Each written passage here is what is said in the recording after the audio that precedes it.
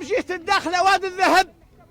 نحن اليوم عندنا أكبر موارد في العالم يا غير. نحن الصحراويين، نحن أولاد جهة الداخلة وادي الذهب مفقرين ومجوعين ومهيونين ومكركرين ولا ما قابلينه. نحن اليوم نطالبوا عنا نحضروا في خيراتنا وراضينا ما تنقلع منا ونعودوا محضرين في جميع أمورنا. كفانا تهميشا.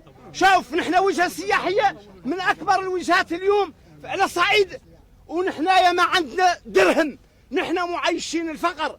نحن مازلنا ساكنين في دار اسبانيا اللي مخلي الاستعمار. أنا كمثال ساكنين في دار مخليها لنا الاستعمار.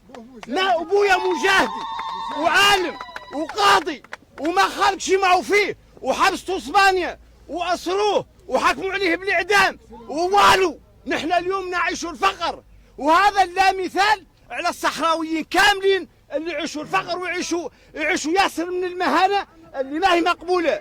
نحن عندنا معبر حدودي يضخ الملايين على خزينة الدولة، احنا ما لنا جابرين منه شيء. نحن عندنا تيرس اللي ملانا من ذهب، ويوميا يمشوا الكباين ملانين من ذهب ويمشي كل شيء، احنا ما لنا جابرين من هالشيء. نحن ومنين نجبروا بليده يقلعوها منا. احنا هذا الشيء ما لنا مقابلينه اليوم.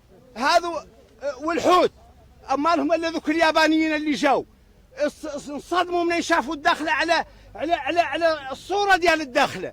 هاو الاوروبيين اللي نبيعوا لهم الخضره بمئات الالاف الاطنان تمرق من عندنا. نحن جهه الداخله وادي الذهب احنا ما لنا جابرين من هالشيء.